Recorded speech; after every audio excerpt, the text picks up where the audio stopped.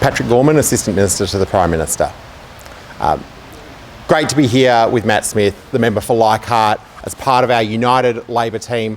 We come here to Parliament every week, united to deliver for the Australian people. And what we are seeing on the other side is pretty clearly divided to the point of destructive from the coalition. But we here on Labor's side, myself, Matt, the whole Labor team, united to deliver. And that's exactly what we are doing. We've seen since Parliament last sat, we've seen the Prime Minister travel to the United States, the United Kingdom, the United Arab Emirates, focused on Australian jobs, delivering the support and trade that Australia relies upon to support jobs across this country. We have delivered on our commitment to 5% deposits for first home buyers, supporting first home buyers get into a home of their own. That will make a huge difference to tens of thousands of Australians as they work to get themselves into the property market and have that security of their own home. We have seen the outline of when people will start to see their student debt slashed by 20%. A key commitment from the election this year, slashing student debt by 20%, and people will start to see that come off their student debt when they log in November. And we've seen significant delivery when it comes to Labor's commitment to making sure we have responsible budget management. And we saw that with the final budget outcome announced by the Treasurer and the Finance Minister, and that saw the biggest turnaround of a federal budget in any single parliamentary term in Australia's history, taking a coalition deficit of $47 billion down to just $10 billion. Significant delivery, things that make a real difference for the day-to-day lives of the Australian people, including on that 5% home deposits. Now, that's what Labor has been doing for the last month. When it comes to what the coalition have been doing for the last month, we've seen the Leader of the Opposition, Susan Lee, lose not one, but two front benches in just a single month.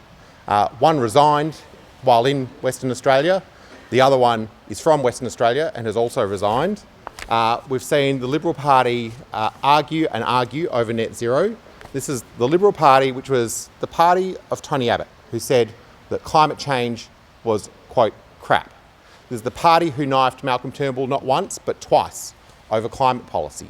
This is the party who, under Scott Morrison, were ridiculed on the global stage, and the party who, under Susan Lee's deputy leadership's only plan to act on climate change was to spend $600 billion of taxpayers' money on nuclear reactors. But don't worry, we now see a report saying that the coalition is inching towards a deal to keep the party together on climate change. Well, I think we'll wait to see how that plays out, but we know how this story's gone in the past. And then when it gets to all of the instability at the top rank of the Liberal Party and the National Party, what we're seeing is the Deputy Leader of the Liberal Party say, quote, "It's a bit messy." That's Ted O'Brien. Now, when Ted O'Brien, who was the architect of the $600 billion nuclear plan, says that something is, quote, a bit messy, you know you are in serious trouble. We then have an extraordinary revelation from the most secure parts of the Liberal Party headquarters in their campaign review. We have this revelation that, quote, Peter Dutton, the former leader, said of Andrew Hastie, the former Shadow Minister for Home Affairs, that Mr Hastie had, quote, gone on strike. Now, I'm all for Andrew Hastie's right to disconnect, but what we're seeing here is a report that Mr Dutton said that Mr Hastie was absent, scared to do media, or lazy. This is the person who thinks that maybe he would be a better leader of the Liberal Party. But the revelations about this relationship and relationships in the Liberal Party keep coming thick and fast at the moment. We've got Nikki Sava writing in the Age today, telling us, quote, Andrew Hastie's relationship with Peter Dutton had been on life support for more than 18 months. And again, there's that word, lazy. Dutton thought he was lazy. But it doesn't stop there. We've got, in the great newspaper, the West Australian, which I read every morning, we've got a report that Hastie won't rule out a tilt at the leadership. Andrew Hastie will not rule out a tilt at the leadership, giving great comfort, I'm sure, to all of his former shadow front bench colleagues. Katina Curtis writes in the West Australian, quote, Hastie has effectively set himself up as the shadow opposition leader. Again, great comfort, I'm sure, to all in the Liberal Party that this is definitely not over. But I thought, actually, and I've got to give the National Party credit for this one, that to have David Littleproud out there saying, quote, needs to do better. Now, you don't have to have been in this building particularly long to remember that it was David Littleproud who was trying to blow up the coalition just a few months ago.